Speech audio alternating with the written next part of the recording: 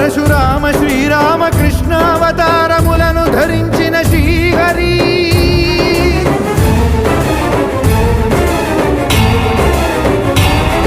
అవతారకుడౌ అవతారమూర్తిగా సాక్షాత్కరించి ధరింపజేయవయా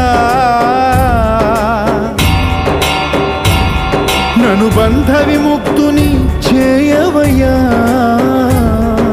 Hari